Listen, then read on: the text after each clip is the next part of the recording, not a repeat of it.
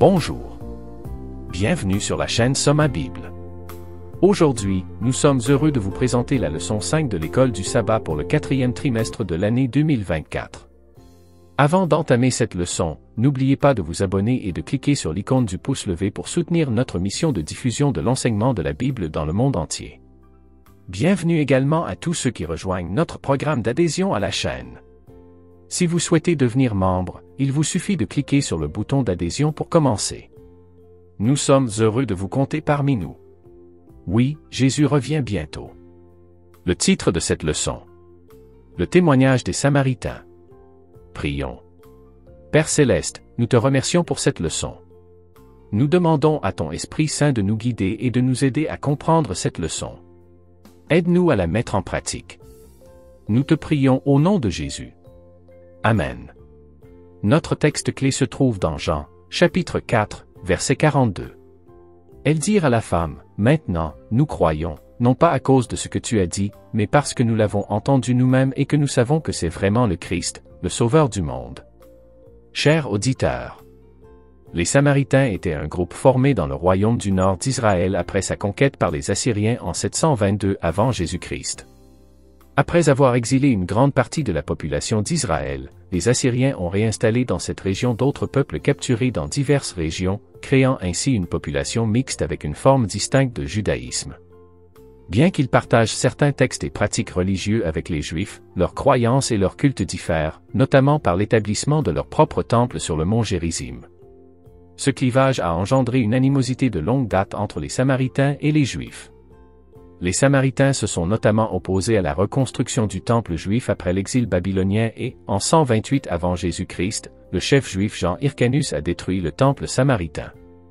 À l'époque de Jésus, les Juifs évitaient généralement la Samarie et n'avaient que peu ou pas d'interaction avec les Samaritains, évitant même de leur accorder des faveurs ou des prêts mineurs. Cette toile de fond hostile ajoute de la profondeur au récit de l'évangile de Jean, où Jésus, dans un rare acte d'engagement interculturel, parle avec une Samaritaine à un puits dans la ville de Sychar. Cette rencontre remet en question les barrières sociales existantes, soulignant les thèmes de l'inclusion et de la compassion qui se démarquent nettement du contexte de l'époque. La leçon du dimanche, le cadre de la rencontre. La décision de Jésus de traverser la Samarie découle de l'attention croissante des pharisiens au fait que ses disciples baptisent plus de disciples que ceux de Jean le Baptiste. Pour éviter les tensions entre les disciples de Jean et les siens, Jésus quitte la Judée pour la Galilée, en prenant la route directe à travers la Samarie, une route que la plupart des Juifs évitent. Cependant, Jésus avait une mission en Samarie. Lorsque Jésus arrive au puits de Jacob, près de Sychar, il rencontre une femme samaritaine.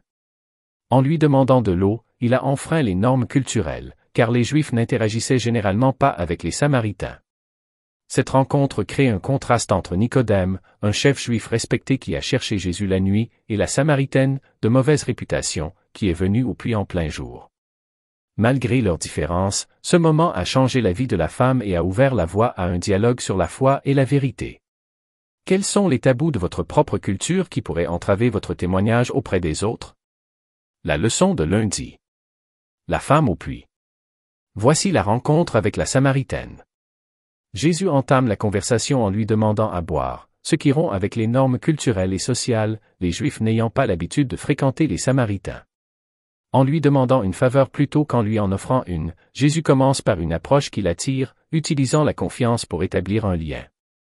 Il introduit ensuite l'idée d'eau vive, métaphore de la vie spirituelle et du renouveau qu'il offre, symbolisant une soif qui ne peut être étanchée que par lui.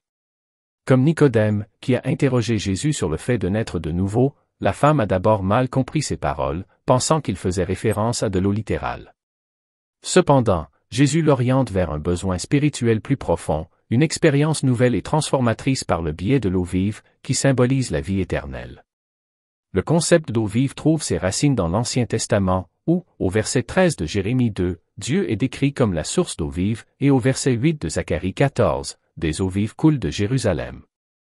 L'eau, essentielle à la vie, est un symbole puissant de la vie éternelle et de la satisfaction spirituelle que seul Jésus peut apporter. La leçon de mardi, Seigneur, donne-moi cette eau. Lisons Ézéchiel chapitre 36, versets 25 à 27. Je ferai sur vous une aspersion d'eau pure, et vous serez purs, je vous purifierai de toutes vos souillures et de toutes vos idoles. Je vous donnerai un cœur nouveau et je mettrai en vous un esprit nouveau, j'ôterai de votre chair le cœur de pierre et je vous donnerai un cœur de chair. Je mettrai en vous mon esprit et je ferai en sorte que vous marchiez selon mes lois, que vous observiez mes jugements et que vous les mettiez en pratique. Ce chapitre parle d'une transformation profonde. Dieu promet de purifier son peuple, de lui donner un cœur et un esprit nouveau, et de remplacer son cœur de pierre par un cœur de chair. Cela fait écho au message que Jésus a partagé avec Nicodème et la Samaritaine. Jésus a utilisé des symboles naturels, la naissance et l'eau, pour exprimer le besoin d'une renaissance et d'une transformation spirituelle. Dans les deux conversations, Nicodème et la femme ont d'abord pris les paroles de Jésus au pied de la lettre. Nicodème a demandé comment on pouvait naître de nouveau, ne pensant qu'à une renaissance physique, tandis que la femme pensait que Jésus offrait de l'eau littérale qui mettrait fin à ses voyages au puits. Cependant, Jésus les orientait tous deux vers un nouveau changement de vie intérieure que seul Dieu peut initier, à l'instar de la transformation intérieure décrite dans Ézéchiel. Lorsque la femme a demandé à Jésus de l'eau vive, il lui a répondu en lui demandant d'appeler son mari. Ce changement brusque a mis fin à son évitement et l'a invité à se confronter à ses besoins les plus profonds et à son histoire personnelle. Comme l'a noté Ellen G. White, avant de pouvoir recevoir le don d'une vie nouvelle, elle devait reconnaître son péché et son besoin d'un sauveur. Au cours de cette rencontre, Jésus l'a doucement guidée à reconnaître son besoin spirituel, la préparant à recevoir l'eau vive transformatrice qu'il lui offrait. La leçon de mercredi, la révélation de Jésus.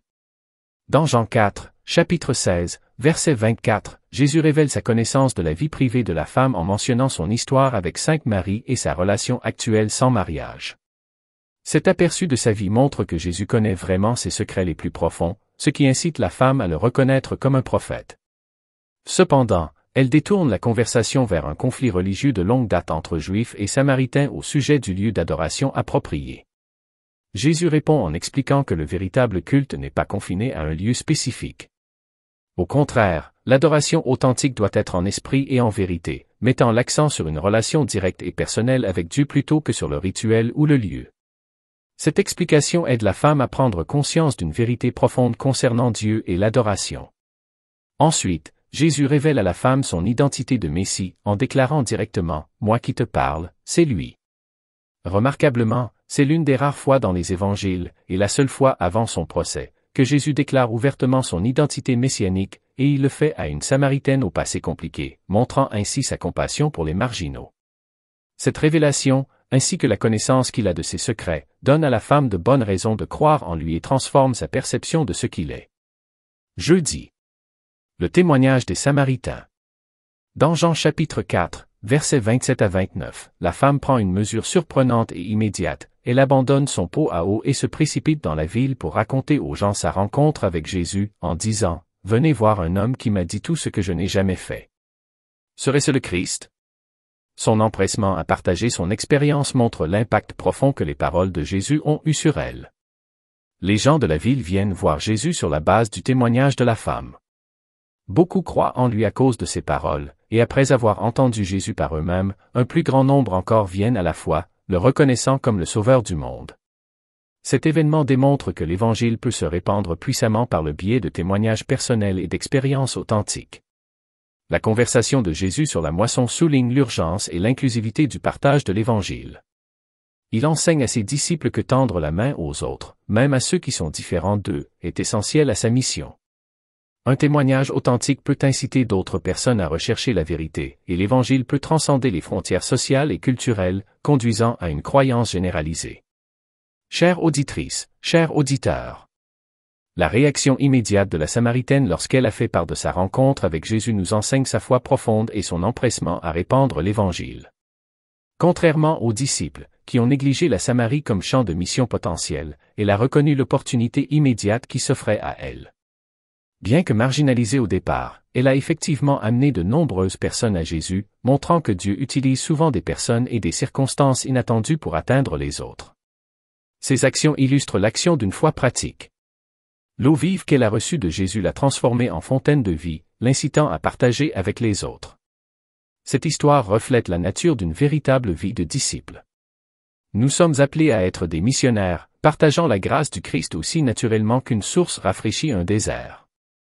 C'est ainsi que ceux qui ont reçu l'eau vive sont inspirés à tendre la main, aidant les autres à découvrir la vie que Jésus offre. C'est la fin de cette leçon. Que Dieu vous bénisse.